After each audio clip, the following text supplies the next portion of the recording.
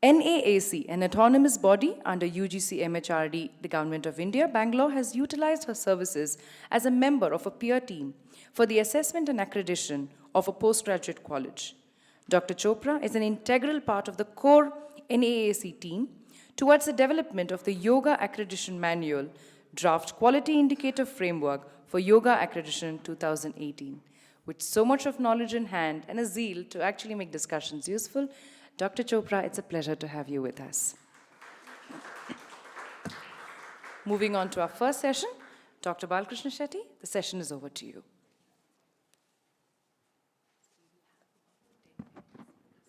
Oh, okay. So, good evening. Good evening. Good evening. Good. That's very good.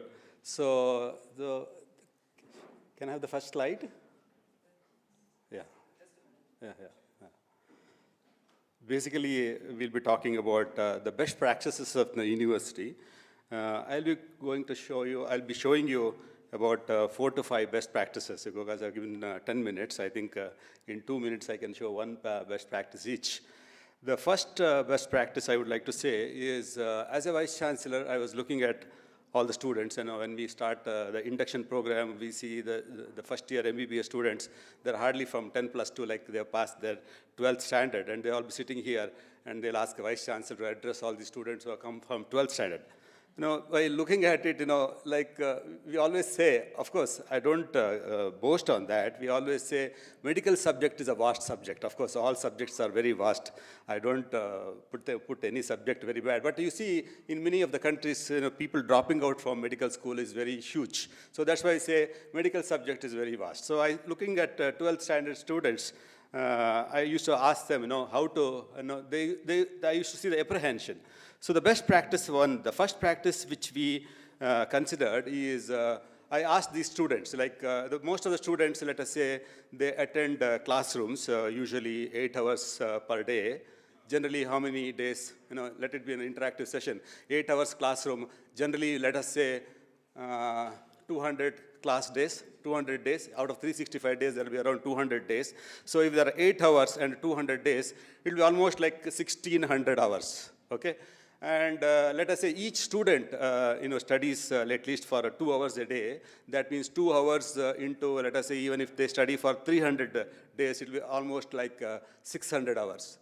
And if I say we give about 30 days of revision holidays before the examination, and if say maximum, maybe around 10 hours, it is 300 hours. So there are 1,600 hours of class hours. There is 600 hours of 600 hours house homework, and let us say about there are 300 hours of examination holidays, where the students learn the maximum, where they study, where they get the information maximum. I was a student, you are all students, where you get the maximum information during the class hours or home hours or during the examination. Higher education, I'm not telling about primary school or higher primary school. Most of the times it is during the one day before the examination. Okay, so let us change the slides one by one. Let us go to that slide. Who can change the slide? Okay, go ahead, change. Education. Now let us say, what is education? Here, there is very important. Is it teaching? Is it teaching is education? Next. Okay, if you give me, I'll change fast. Or learning. Teaching, learning, knowledge. Which is education here? No. The last one. Okay. Guruji says everybody should have the wisdom. That is very important here. I don't want to teach. I don't want the students to learn. I don't want them to have the knowledge. I want to have them the wisdom. That is very, very important here. How to make our students wise? That is the most important question here. I have seen students learning. We tell them, you sit in the room, read this much, so many textbooks, and so many data. We start bombarding the students with the data, but we need to see that students. Next slide, please. Okay. Any problem means I'll not show the slides. Okay, the first one is, what we said is that student need not, what we said is that we start answering. So we said you read first and answer first. But the first best practice here is answer first and discuss next. What is this answer first and discuss next? Like what we say is this is also called as one is best practice, which is called as a flipped classroom. What is this flipped classroom? Okay, now we come to the classroom.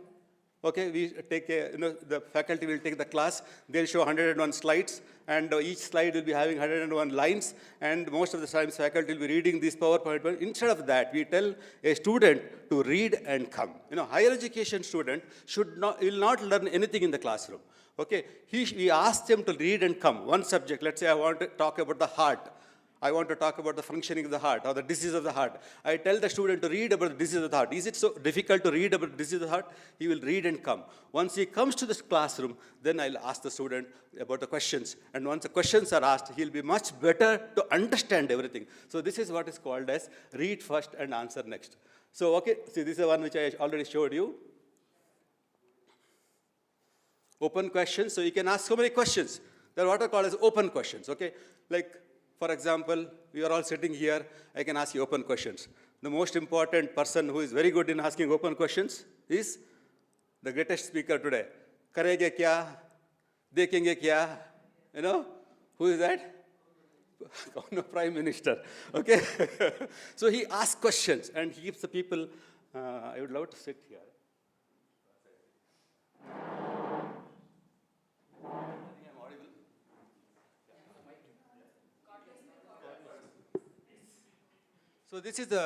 So that is what we're telling is, we ask questions. But sometimes you should not ask direct questions to the student because the students also get nervous, You should not ask a direct question. Open questions are better, or you can say individualized question, or what you can say group questions. So how do you do this? We ask the student to learn and come.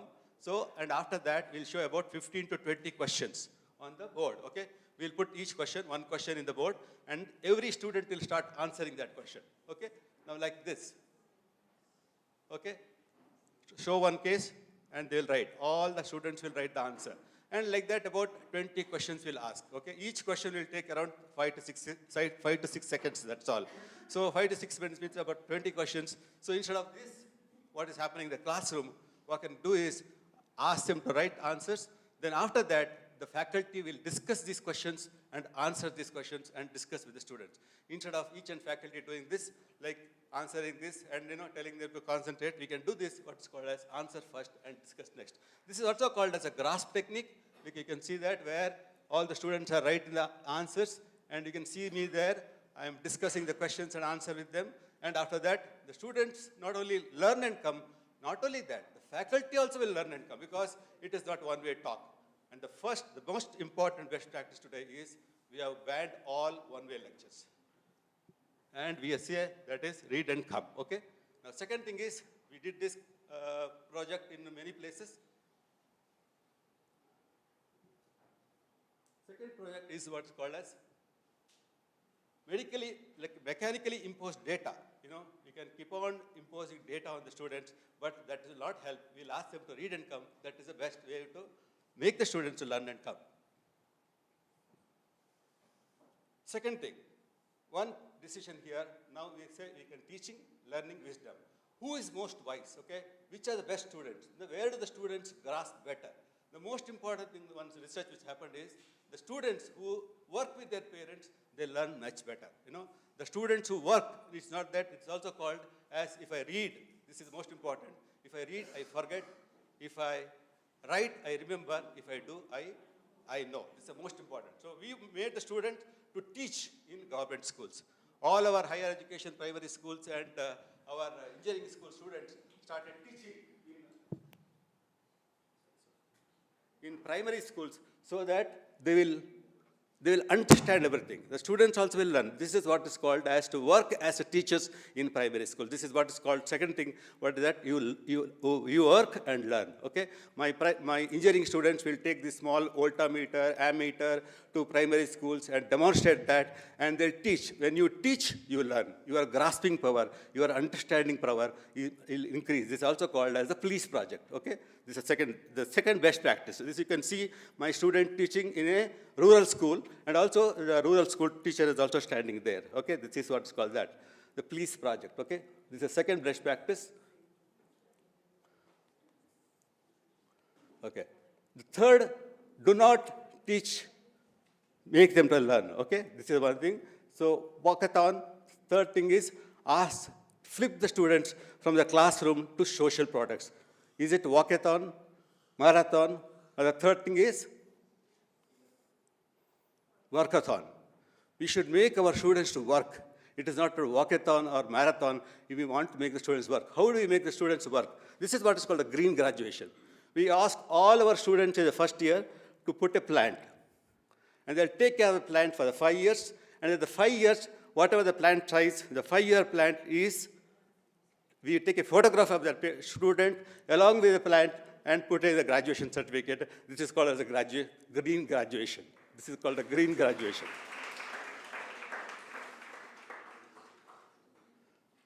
So these are 3 techniques I would like to say. One is answer first and discuss next. Second thing is teach in primary schools. And third is green graduation. I think I would like to say these are 3 most important best practices which we are utilizing in our university. Thank you very much.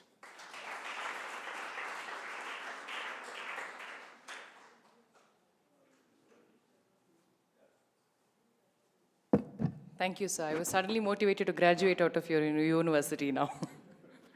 Thank you very much. So, thank you very much for that, sir. Mr. Venugopal, over to you as the next speaker.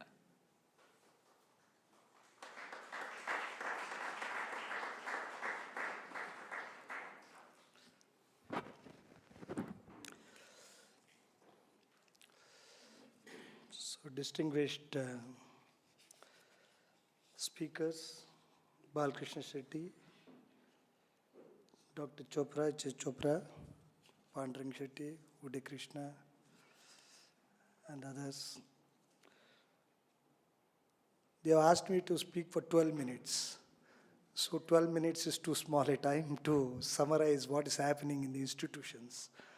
I've been teaching computer science for the last 40 years. And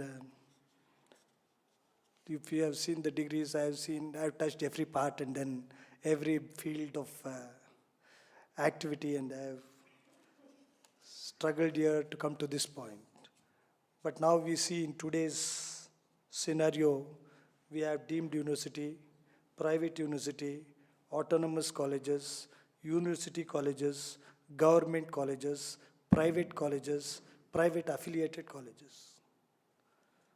So the first and foremost difference that is taking place in all this institution is variation in the examination system, the way degree is awarded.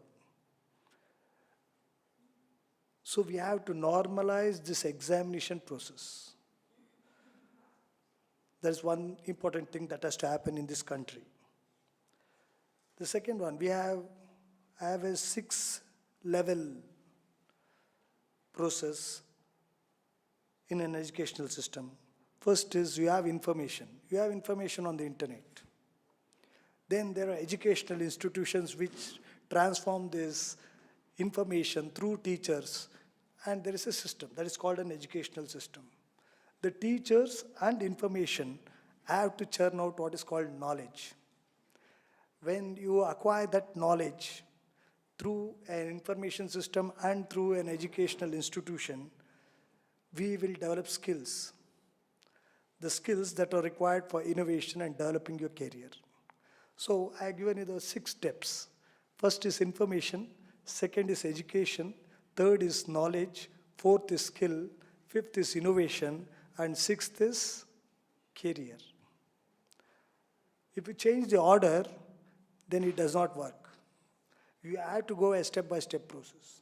So where do the teachers fit in there? A teacher has to know all these steps. Information, people are able to get much better than you. Educational system, you must know how to teach, you must tell a case study, you must tell an example, you must, tell it like a story. I've been teaching, even after I became Vice Chancellor, I've been teaching for 2.5 hours. My classes extend even up to 3 hours.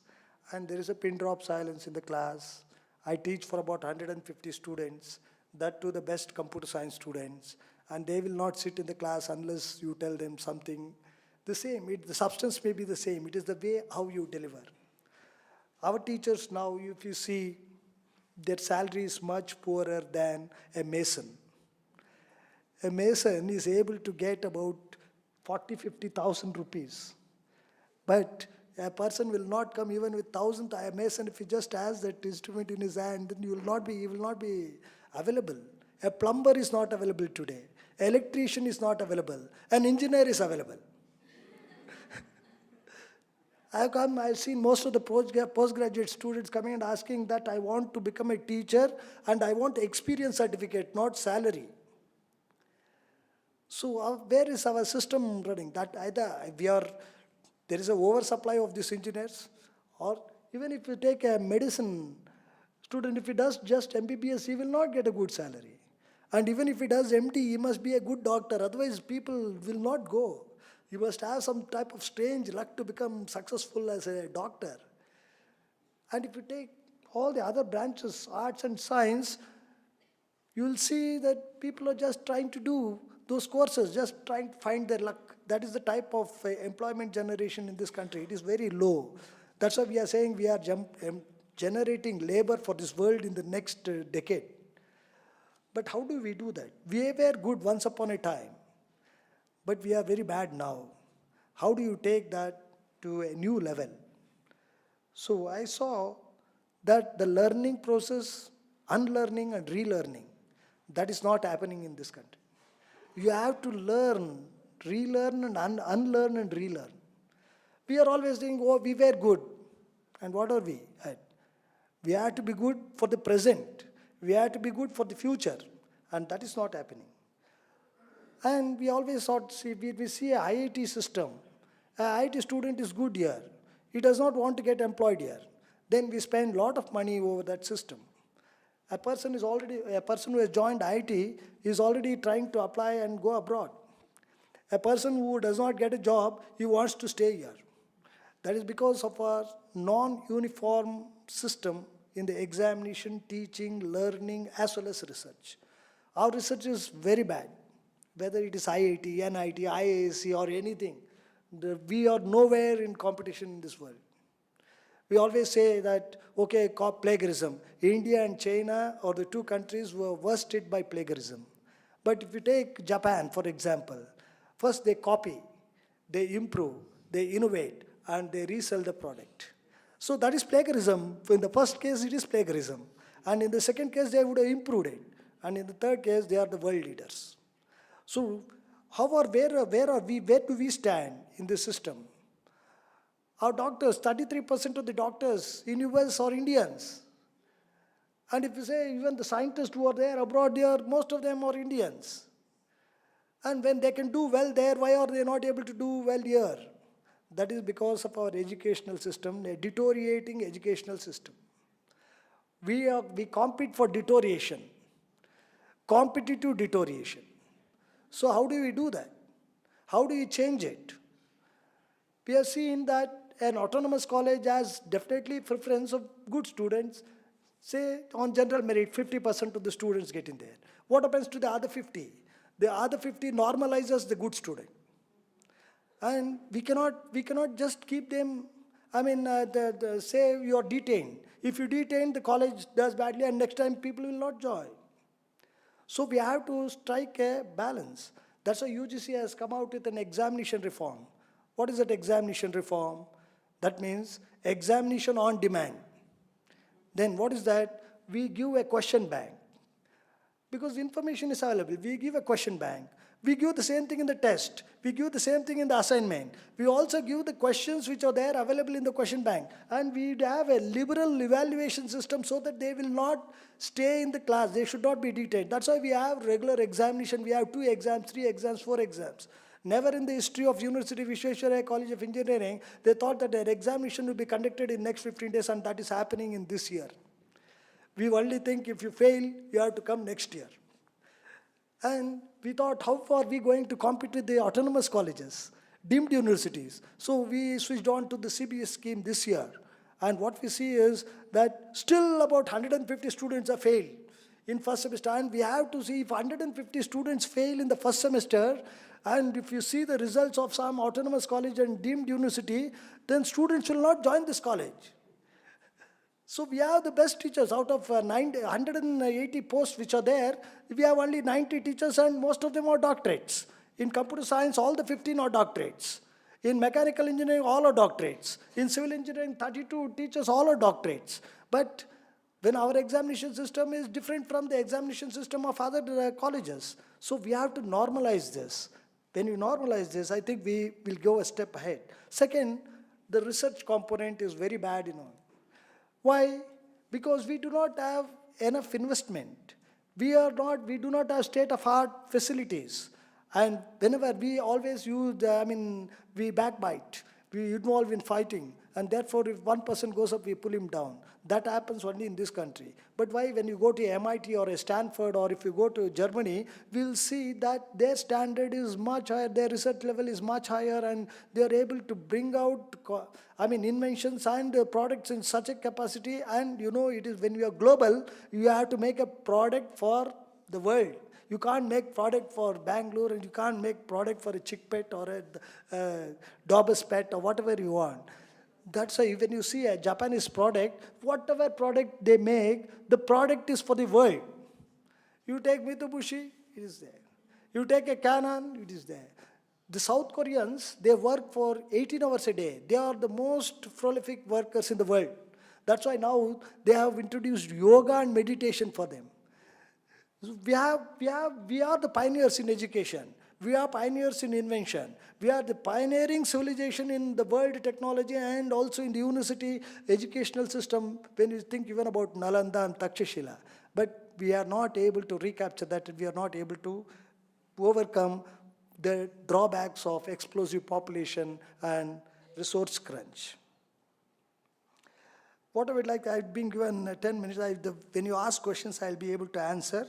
We have to, the three components which you have to say, that we have to induce learning, teaching, unlearning, learning, unlearning, and relearning process in the student. We have to induce the teachers to do their best, and our research program is at the lowest stage. We are at the lowest level. We have to improve upon it.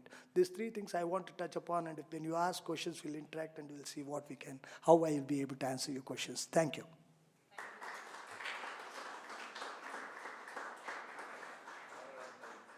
Thank you, sir. Just on time and very, very passionate about what you spoke. Over to you, Dr. Chopra, for the next talk.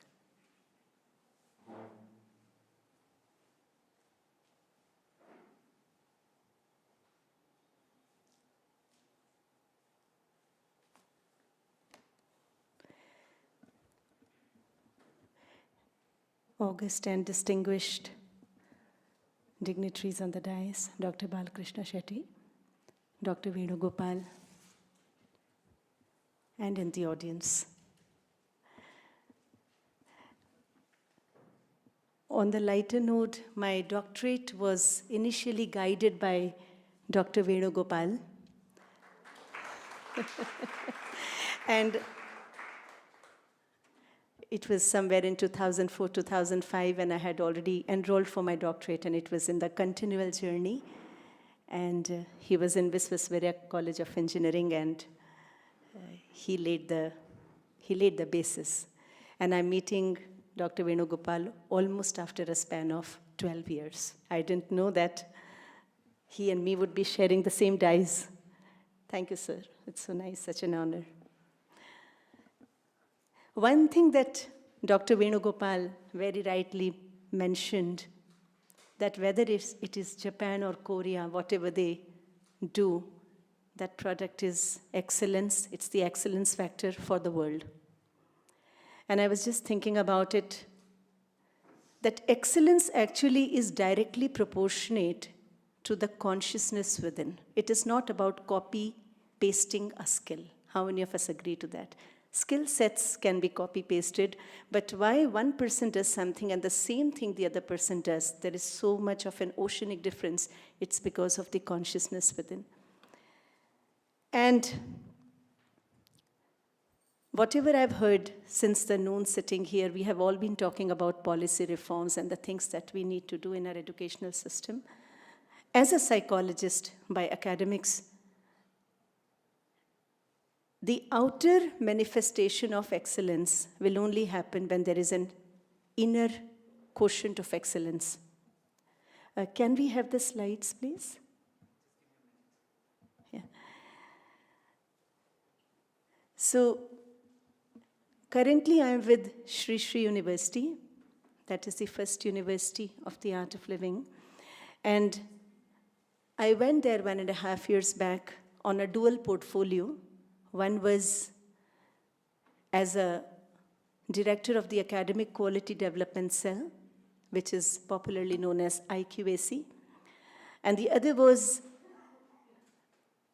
to align to UGC's norms of having a counselor in an educational setup. And I'm a professional psychologist.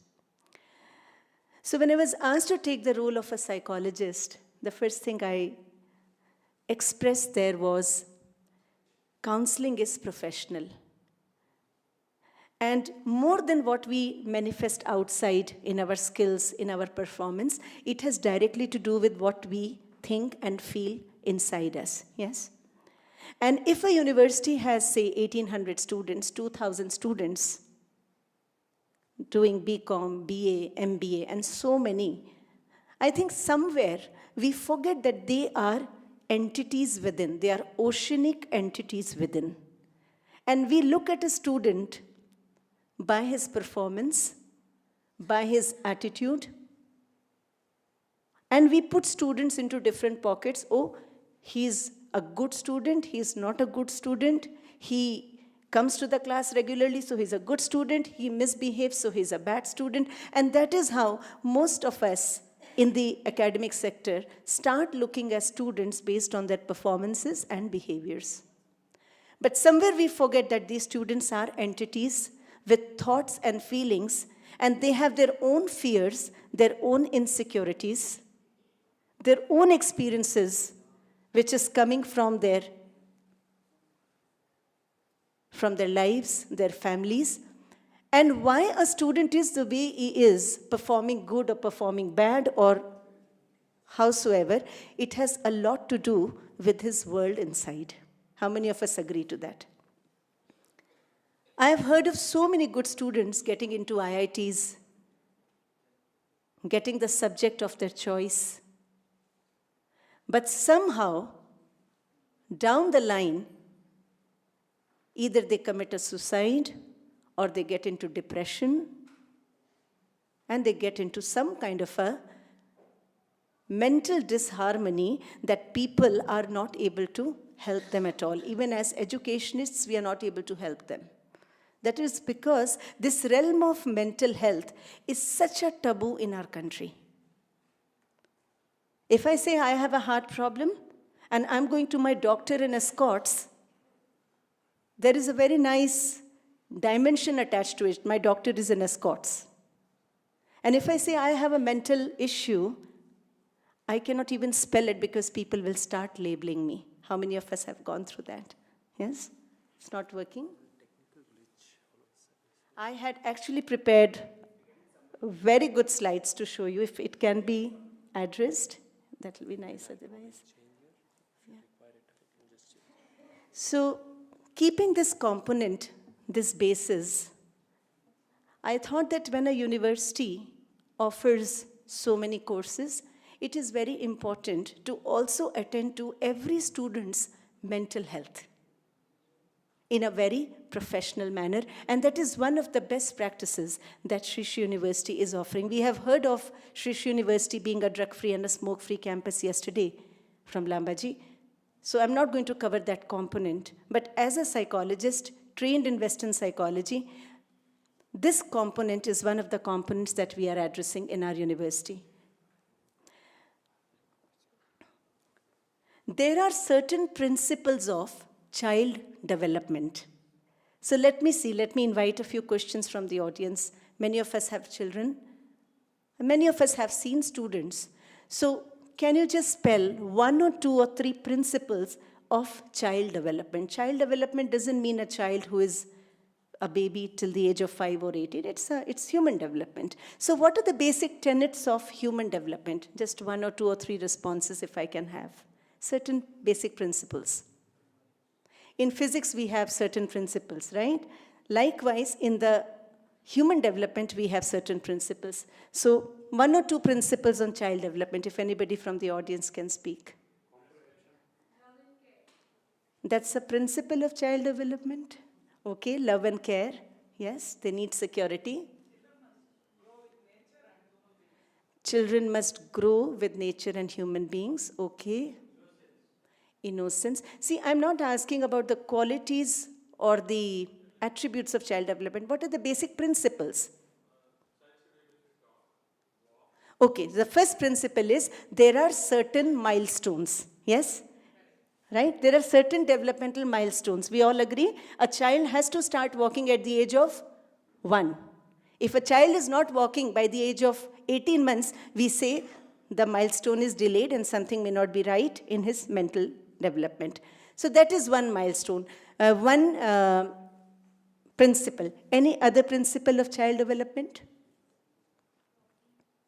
Milestones, second. Speaking, it's a part of milestone. Any other milestone? Okay, so I will just read it out till the time it works. The first milestone is all areas of development and learning are important in every child. It is just not education, it is social learning, emotional learning, every learning. Second is development and learning in children vary from child to child. How many of us agree to that? Not all children can be the same. So it is absolutely not correct to expect the child to get A grade. Every child will have their own principles. Third, the early childhood experiences of a child has a lot to do with how he becomes a person in the later years.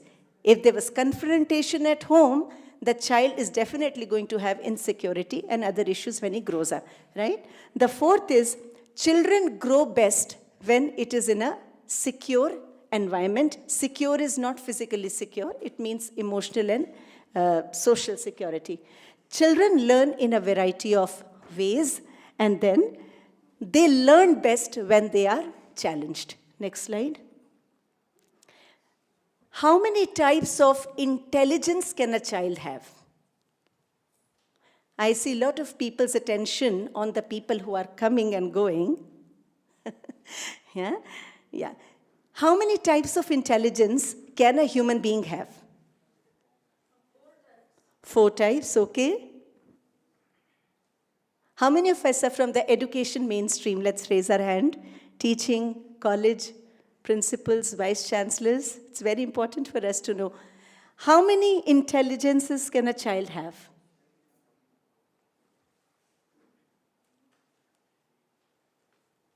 One, two, three, 4. There are 9 kinds of intellectual intelligence a child can have. That can be academic, that can be social, that can be emotional, that can be kinesthetic. Have you seen the Russian ballet dancers? Not all of us can do. That also needs one kind of intelligence. I'm so sorry about this. Let's just wait for a minute.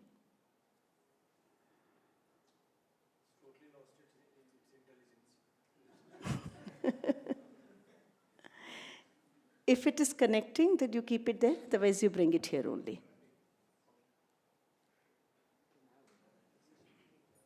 Yeah. Okay, so let's see. There are 9 kinds of intelligence. One is naturalist, that is nature smart. How many of us are nature smart? Okay. Second is musical, sound smart. Okay. Third is logical, mathematical, number smart. Okay. Fourth is existential, life smart. Fifth is interpersonal, people smart. Sixth is bodily kinesthetic, body smart. And next, and the last is linguistic, word smart. Is this important when we deal with students? Yes. Next. Now, what are the indicators of emotional intelligence? When I say this person is emotionally intelligent, what are the few indicators? Hanji? The person will have empathy. Okay, when we say this person is emotionally intelligent, equanimity, empathy, sensitive,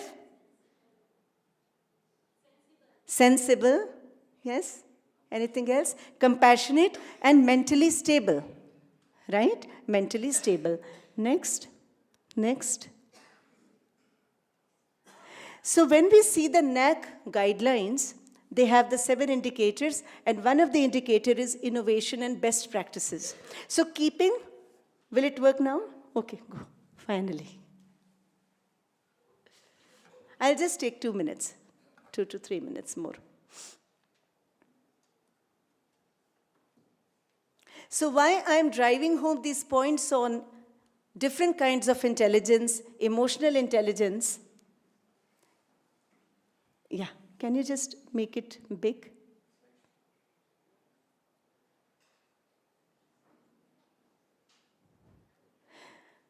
So the National Assessment and Accreditation Council, under autonomous body of UGC, they have these criteria based on which the health of an institution is seen, and one of them is innovation and best practices.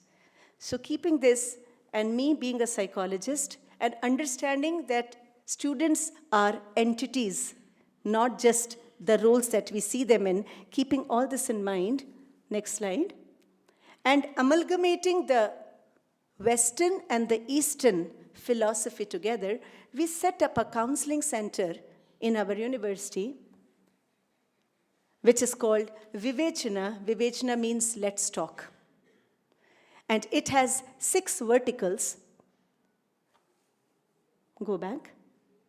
The first vertical is psychometric assessment. How many of us understand what is psychometric assessment? It means if I have anxiety, I can measure it through a test.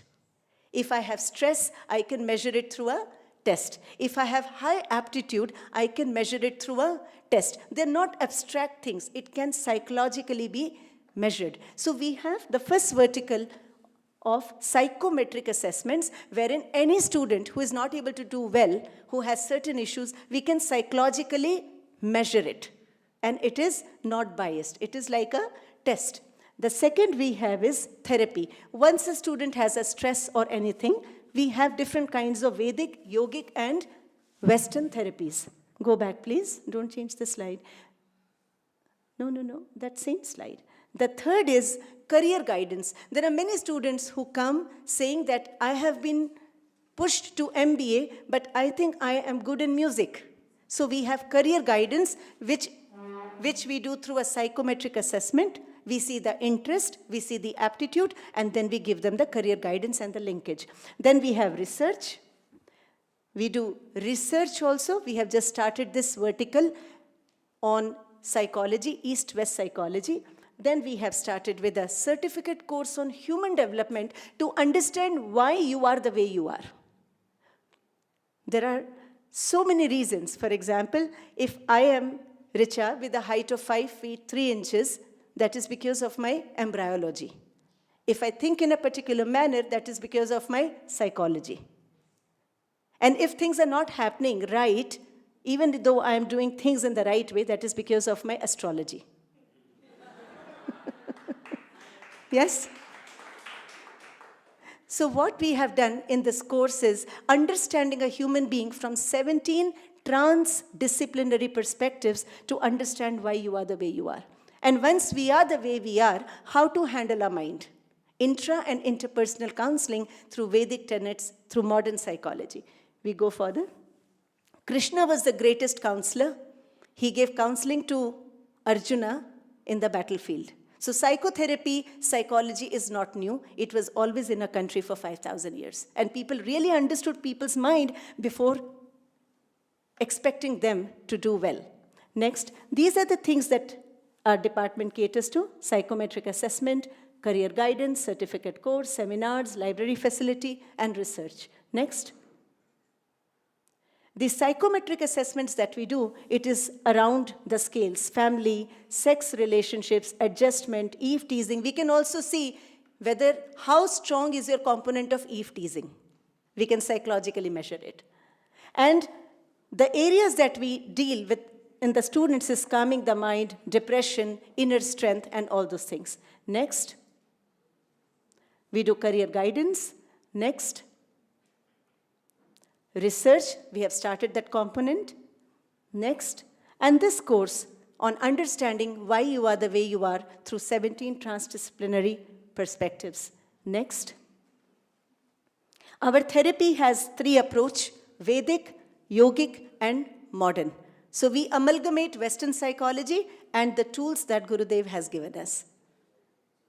Next, that's it.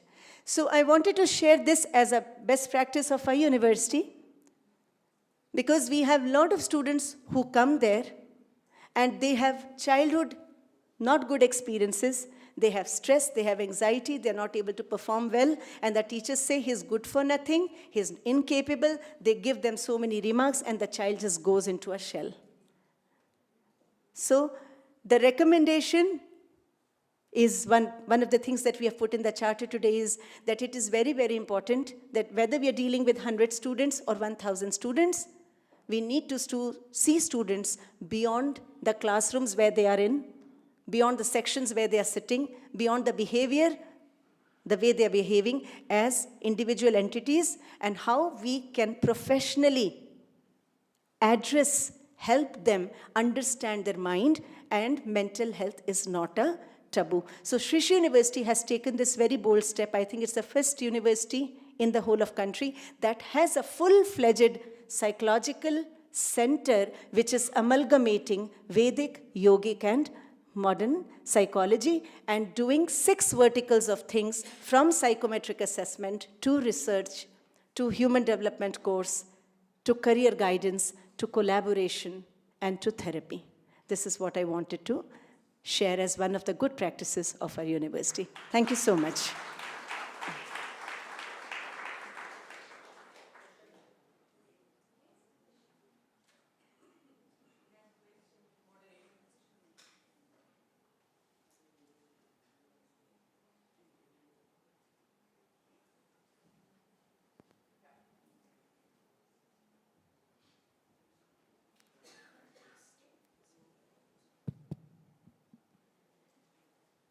So I leave the floor open to a few questions from the audience to all the 3 of us, including me, even though I'm moderating the session.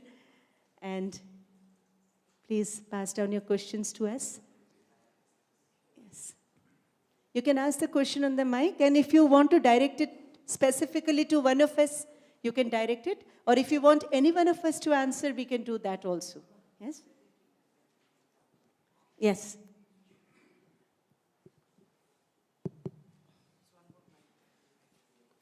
I think what we heard from all 3 of you is something brilliant from the corporate perspective. My question to all 3 of you is same. How much retardation did you encounter from the point of view of the policies that we have been talking about when you went forward to execute these best practices? Because if you could do it, why can't others do it? This is the question that I would like other people to understand. It is very difficult. People resist change. Any policy, even if it is correct, even if it is forward-looking, nobody will accept it. For example, it took just to keep Sir M. Visvesvaraya's statue burst in the entrance of UVC, it took 10 years. The burst was ready. To introduce CBSE scheme in Bangalore University, it took 10 years. Though it was very much needed and desired, so you know that we resist change. Not only us, anybody. Whatever may be the policy. So if you want to say what is that you will encounter for a change, that is resistance is the first answer. We have only 5 minutes, so maybe we'll have questions from multiple people. How you could implement it in spite of all this resistance, this is the thing I want. It is perseverance.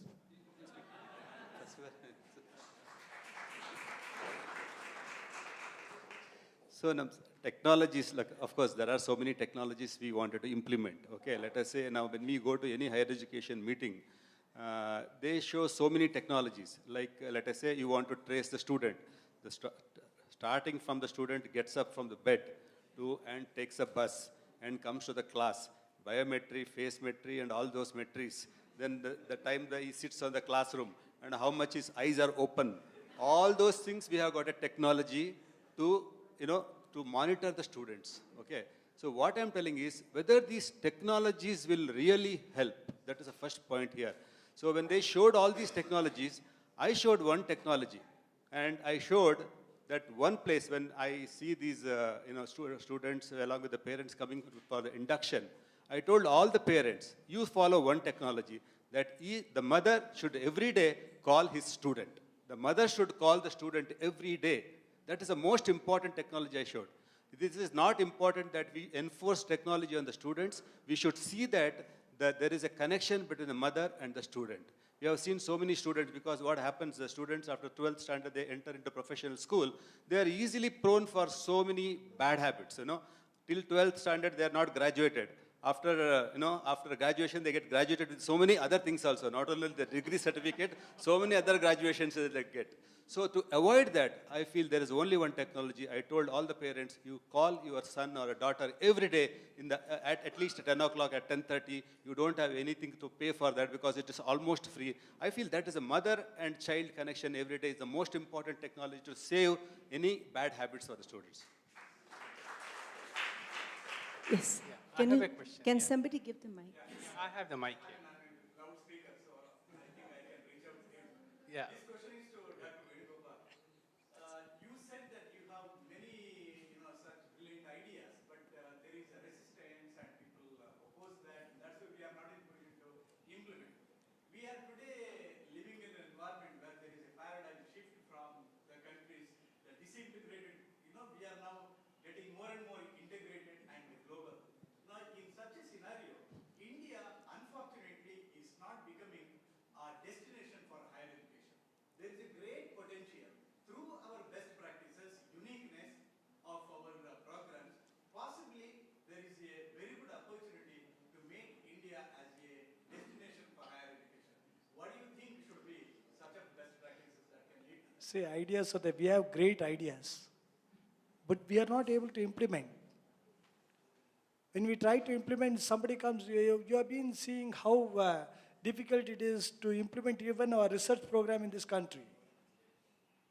It is very difficult even to implement the examination systems in this country. It is very difficult even to implement the attendance system in this country. Yes, if you ask somebody tells yoga, tell why you want yoga. Some you ask somebody to meditate, they'll tell why you want to meditate. If you want to bring a uniform policy, this country wants a uniform civil code. You know how difficult it is to bring a uniform civil code, whereas in other countries, everybody keep quiet. But in this country, you just talk about a civil code, the 100 newspapers will talk, to make 100 different noise. And that is real noise, there is no music. So it's very difficult. We have to change our mindset.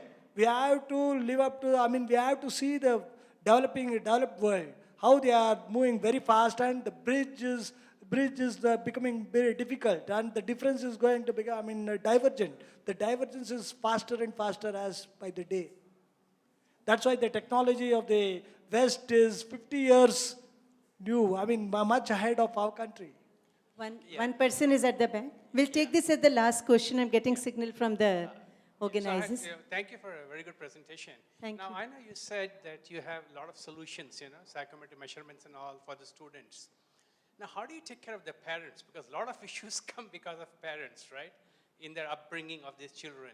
So when we have students who are not doing well or who are going through different issues, and when we do the case history and we know it's coming from the childhood, we make it a point to call the parents. We tell them, many a times the parents say, no, we have done very well, we have given him food, we have given him shelter, and we have done everything, but they don't recognize that the way they behaved and the way they spoke in their homes, all through, is actually manifesting in the child in certain issues. For undoing, we use the Vedic tenets, the principles of meditation, the principles of knowledge. So the measurement is through Western, and the intervention is through the Vedic. Yes, yes, yes. Thank you.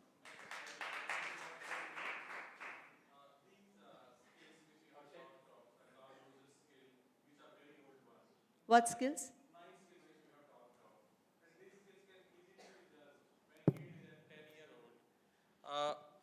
Maybe Sri Sri University or maybe that other educational institute, can we judge a student or judge a kid when he or she is at 10, and we can find out what he or she is best at, and then maybe take him or her for that one. Need not to like make them engineers, doctor, because nowadays India is growing for each and every profession, something is there. So maybe instead of like at 18 years, then we are going to judge, because by that time already a lot of water has been I flowed. think this thing can start with each one of us as parents. How many of us are parents here? Or we are mentoring or surrogate parents? Yes? I think it can start from me, from each one of us, that when we recognize a child is good in something, we can push that child in that direction and not the generic that he has to get into a medical. Let it start from you. When you do it, your neighbors will start to do it. Sure. That's the best way to bring about a change. Yes? And this point has been included in the charter, which is now coming up. And we have talked about mapping. A student gets into a BCom or a BBA, doesn't mean he just keeps studying that for 3 years. He does that. But over and above to that, whatever skills he has, there is an ecosystem in the education system that can map those extra skills that child has, and the push can be given in that direction also. This has come into the charter. Yeah, that's right. Skill has to be emphasized instead of some certification. And how do you measure the skill? Not through our judgment. There are proper tests through which we can easily know that the child is actually very good in this. It can be, they're standardized psychological tests. And Yeah. when you said just for one... We have to conclude it. We can talk later. In the interest of time, I request you.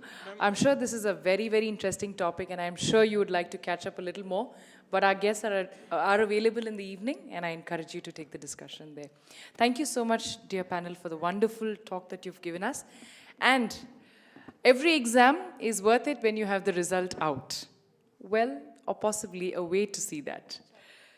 We move to the final culminating session, which I would ask Dr. Richa Chopra to lead, which is the possible report of all the work that we have done in the last 2 days with a lot of zeal, enthusiasm, and perfectly good intentions.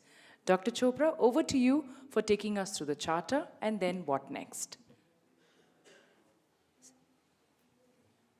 So in the last 2 days, of whatever the deliberations have been, we have put the essence, not the action points, but the overarching essence into 6 nuggets. The first is, it goes as, we can just take our attention to the slide. We, the proponents of Karnataka KECR, that's the name of the conference 2019, are determined to bring stakeholders, includes parents, teachers, everybody is a stakeholder, directly, indirectly associated with education, in higher education together in the state of Karnataka for advocating proactive policies towards the first, application-based education catering to contemporary needs. Application means skill-based education, and that which can take us to the contemporary needs. Second is provisioned ecosystem within the educational setup on mapping individual student skill set for holistic education. That answers your question that you were asking me, the second point. The third is intra and inter-country cooperation and collaboration on knowledge transfer, that is exchange, student-faculty exchange, development, and culture immersion among students and staff. The fourth is rigorous, progressive, and international standards research ecosystem among students and faculty members. Fifth is provisioned ecosystem for professional mental health facilities amongst all higher education institutions. We have a medical doctor, but we need to have counselors and psychologists. And the last is human values or spirituality, not religion, spirituality, as the fulcrum of all education. So we have attempted to put all the proceedings into these 6 nuggets. If we have missed something, you can please point it to us. But these are not the action points. These are the overarching principles under which we can, every institution can have the 10, 12, 14 action points. Yes.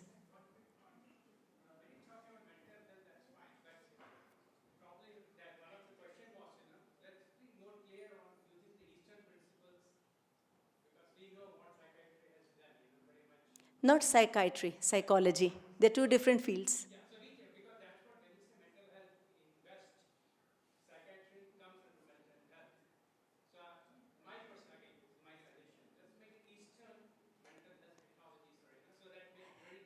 We will have to appreciate the contribution of Western psychology in objectively finding out what is the ailment. We cannot discount Western, but we have to amalgamate it with the Eastern philosophy. It has to be.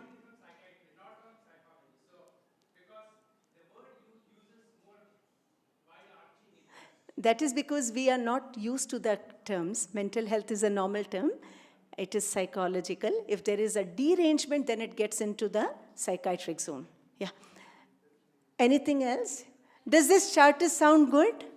It's a very draft charter. Yes? Yes.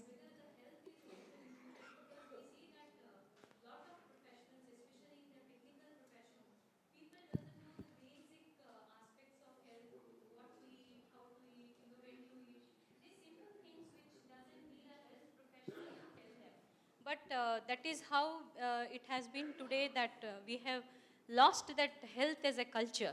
So if basic aspects of health, even the physical health also, there has been a lot of talk on the mental health, but we see that as a health professional, that people doesn't have a basic knowledge of health, like the seasonal change, what small things they can make in their diet change so that they don't get affected. So this also, if it is incorporated... That is a very good point, that we can include one point on health.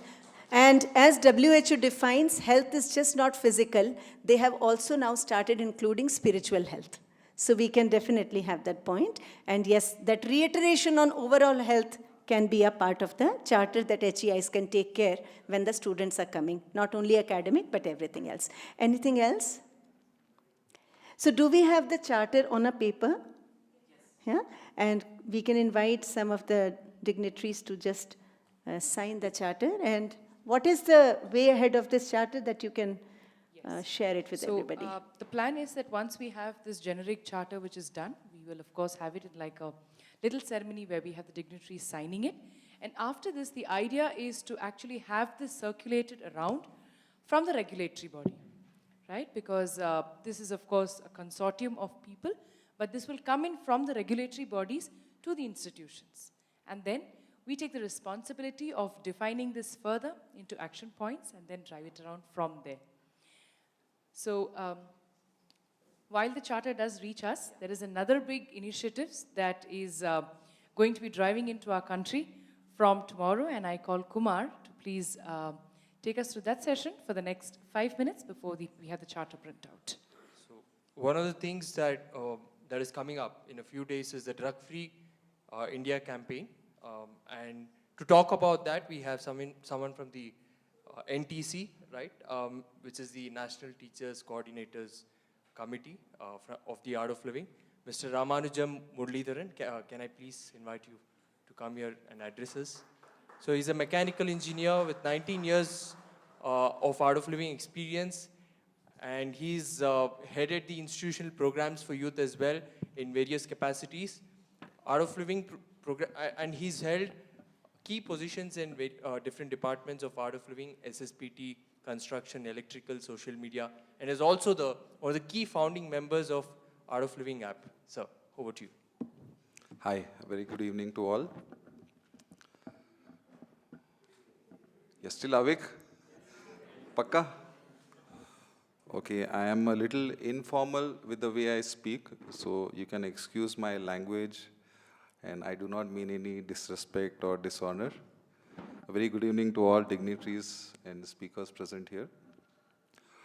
And I have been working with the youth a lot over the last decade, teaching programs in colleges and institutions. And I connected with the art of living in a very different way, because when I did the program, when I was in my college, I was doing my engineering in Nasik, in Pune University. So I was not the greatest student in my class, and I was the kind whom the principal would always notice. He would always know what I was up to and what I would be doing. And that helped me a lot when I used to teach the youth, because it gave me a better understanding of the other aspect of being a student. Of course, you see students, when they succeed in their exams, or when they succeed in their academics and they get a good job when they are placed. But what about those who don't experience that or do not achieve that kind of success? And like Dr. Richa and Dr. Shetty also shared earlier, the internal state of a student plays a huge role in how much they will succeed also in their life. And unfortunately, substance abuse gets a doorway in this aspect. I was just sitting there, I was just wondering, what are some facts in India? So I just Googled. The alcohol consumption in India has doubled in the last 11 years. Has doubled in the last 11 years. You just Google alcohol consumption in India, this is the third article that comes up. And by 2020, which is the next year, it is estimated that we will consume 6.4 billion liters of alcohol. By 2020, I'll just repeat myself so we get this right. Indians will consume 6.4 billion, B for Bombay, billion liters of alcohol.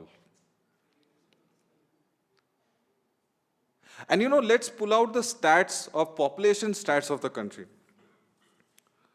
So 65% of India's population is under 35 years of age. 35 or under 35 years of age. There are 1.25 billion people who are less than 25 years of age. 1.25 billion people who are below 25 years of age. So where do you think this 6.4 billion liters of alcohol is going to go? It is going to find its way amongst this youth, right? And we as educationists, we as people who have an opportunity to make a difference of life in the youth, what can we do? Like if someone would come to me in my college and tell me, hey, don't do this, that is exactly what I would want to do. Isn't it? Youth students are rebellious by nature. They feel that, the administration, whatever they say, they have some ulterior motive. I will just not do it, whether it is good or bad for me. So in that case, what do we do? So, there is an opportunity to partner with the Art of Living in this Drug-Free India campaign. Now, why Drug-Free India? What will a single campaign do? Now, our Bollywood, our society also plays a major role in validating a student's or a youth's behavior. Like I have this nephew of mine who lives in Bombay. He lives in Juhu, one of the best, most affluent suburbs in Bombay. He studies in Utpal Sangvi. And when I visited him a few years back, he was around 4 years old. And early morning I wake up and I hear this child singing, "Char botal wo ka mera ros ka." I was like, what are you singing? So his mother tells me that he has been singing this song for the last month since he's heard it. So, you know, in a subtle way, society, our songs, Bollywood culture validates the fact that, celebrating means what? Celebrating means daru. Whether someone dies, whether you pass, whether you fail, whether heartbreak, no reason also, weekend means daru. So, you know, it is this impression that we need to change. It is so important, that is impression that, oh, partying means not satsang, oh, not doing meditation. It is what? Drinking. Another incident. So I was at this a friend's wedding, and there was this group of youngsters smoking in the corner. So I just thought I'll chat up with them and go ask them what they're up to. And I see that they are smoking marijuana. Okay, so I said, marijuana during my college time was a big deal. Like you never knew who the dealer was, finding blah blah. So I asked them, "Ki mila kaise?" So there was a girl. So she tells me, "Bhaiya, ये तो पान वाला भी बेचता है आज के दिन में." And she just carries it around in a purse. So you know, this is the reality in society right now. So how can we make a difference? By making an attempt to change this impression. So we have launched Gurudev, you know, what started as a small event now has become a huge movement in India. Some of the biggest names in Bollywood, in sports, our politicians, our prime ministers, they have come out in support. And we are having this event on the 18th and 19th of February at Chandigarh and Hisar, where Gurudev, along with the CM of Haryana and a few Bollywood celebrities, would be launching this campaign, where, you know, a student or a youth can simply call and take a pledge to stop using drugs. So I invite you all to introduce this in your institutions. You know, this is the first step. And further on, you know, we have also planned that we will have some student activities, because stopping means what? They need something else, right? So that we will provide. So I invite you all to be a part of the Drug Free India campaign. And please ensure that your students, they can watch the webcast live. There is a link to the webcast that you can get in your institutions. And I urge you to be a part of it. Jai Gurudev. Thank you so much, sir. So rightly said, you know, we always look for that high, but in the wrong, wrong places, in the wrong ways. And one of the things personally that I've experienced, even I was looking for a high when I was back in my engineering college. But one of the highs that I discovered was meditation, which is unfortunately being, in some quarters of the society, belittled, you know. We think it is something out there very mystical, but that is not so. It is the ultimate high. Now, without much ado, I'll again, yeah. So we'd invite Muralidhar Koteshwarji to please take over.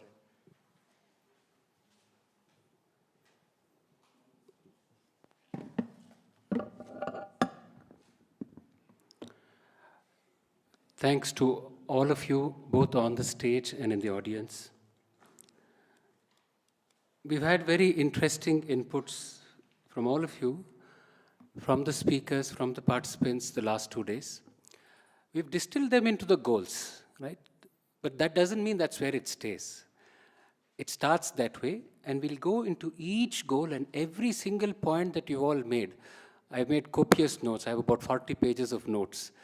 And I put about 15 of them online. I still have another 25 to go.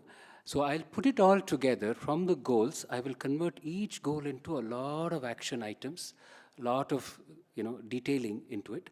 And I would have your email addresses by then from your visiting cards and everything. I will mail it to each one of you so that you can give your feedback.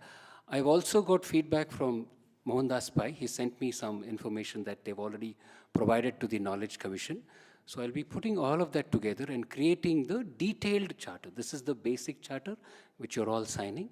That will go into the details. That will be, I'm not going to give a commitment to a time, because my time usual commitment is 4 hours to 12 hours only, not beyond that. Because I know that if you stretch it beyond that, you won't do it.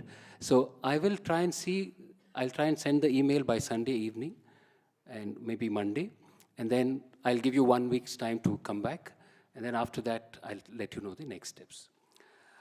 As we were going through these discussions with all of you, some of us, we've already had Mr. Gopal Krishna share about how making it a part of the program, the Art of Living courses, has helped the institution tremendously. I was also in KLA University, and about 40 universities in America have already made it as credit courses. When you make it as credit courses, then people will be disciplined to do it and to complete it. And then it's like a parent to a child. The parent does what is good for the child, even though the child says, no, no, no, I don't want this, I don't want milk, I don't want this, but it is pushed. So similarly, when some good practices are made as a discipline, within a few weeks, few months, the reaction, the result of that discipline is shown in the students. And that's why when you make it as a credit course, it makes a big difference. So when I went visiting also to a lot of universities, KLA universities, they come out with a new methodology of teaching. I'll give you an example. The dean very excitedly shared it with me. He said when they teach electronics, they don't teach electronics in isolation anymore. 3 faculty teach electronics together. The electronics teacher, the physics teacher, and the maths teacher. And when they write the electronic equation, the electronics teacher does it, the physics teacher says and tells the physics behind it. And the maths teacher comes and explains the maths behind it. So it's exactly what is goal 1.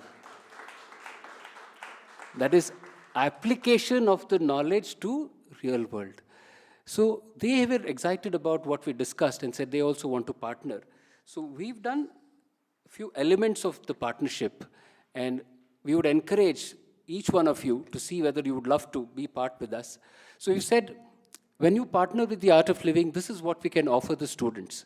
To inculcate ethics and moral values in youth, create a platform for deserving youth to become job ready and create opportunities for a good livelihood, to enhance the ability of the youth to handle stressful conditions, to improve relationship between teachers and students, to develop an attitude of sensitivity and sensibility towards their living environment, hostels, animals, campus, to create an opportunity for the youth to develop their interpersonal skills, bond with other students, and learn teamwork, to bring clarity of thought which will give them innovative, creative ideas and help them in effective decision making. If you look at the World Economic Forum, critical skills required by the youth of the 21st century, we've covered all of them here. Right? We've covered all of them here. And then for faculty, because a lot of information came from you that it's not just the students, but also the faculty. To imbibe the skills and competencies required to achieve goals directed by values, to have a positive attitude and the ability to cope with the changing environment, to maintain and enhance faculty effectiveness by inculcating dynamism and leadership qualities, to develop commitment and ethical approach towards work and instill a sense of responsibility towards the institution, to enhance communication and soft skills of the faculty by introducing innovative teaching methodologies and developing an interpersonal connection with students.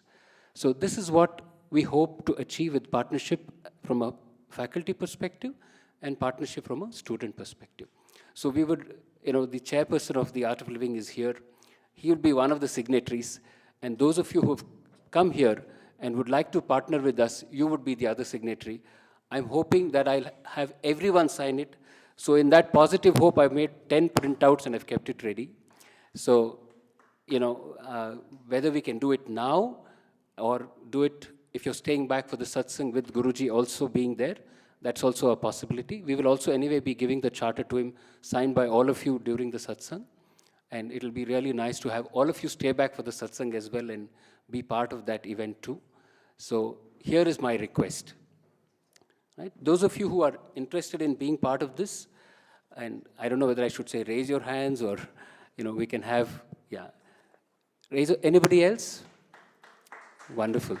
So thank you very much. I'll have this passed around, and the chairman is also here. It'll be really nice for you to have this done. So can you help with this?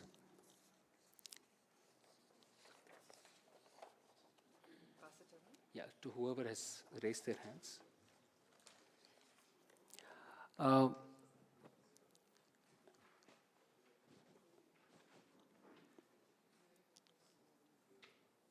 One final thing before we have the formal vote of thanks from the chairman.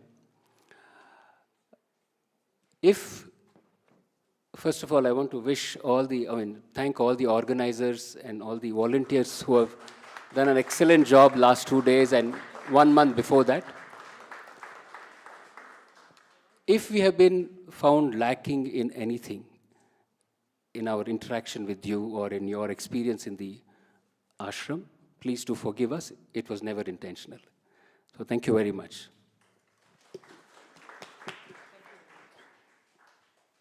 Thank you, Murliji. And now to give us the final closing address, I'd like to call upon the chairman of VVKI, Commander Harsha here. Welcome, sir, and invitation over to you.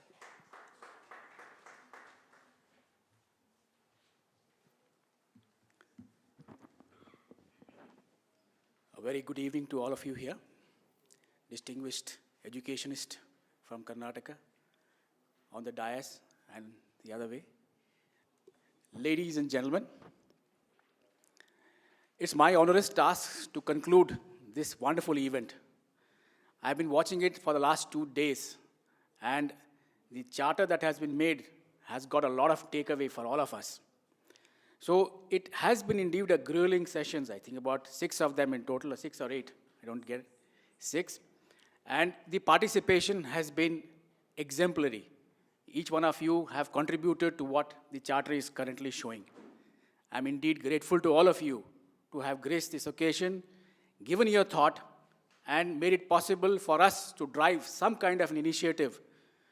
There's a lot to do in this country as far as the education is concerned. You know, we all talk about the malaise of this education in this place. We say that we go by rote, we don't think, but we all understand it. You try changing it, you go to the schools and say, this is not the way you teach. This is the way you should actually start making people think about it.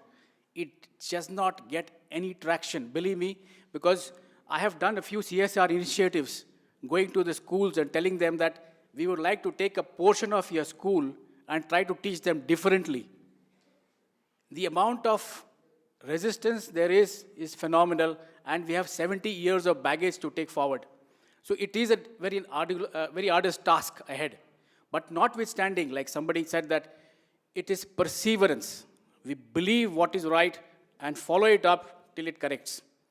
The second major issue that I would like to point out is that when we, including me, when I passed out of college, I was just not industry ready, and I don't think even today people are. There is a big gap. We don't have the kind of apprenticeship and the internship that the Western society has. We have to make them involved in the skill that they are doing. And lastly, everyone need not become a graduate. That's why one of the reasons Gurudev is starting a skilling university in a place called Kalahandi in Odisha, where you get all the dropouts to come in and say, I'll become a plumber, electrician. We all know that we have a huge amount of overarching, the number of professionals are so many, but the requirement of plumber, education, the electrician, those are the people. If you have your problem in your house, you want to look for a plumber, you have to go, I don't know how many places you have to search for.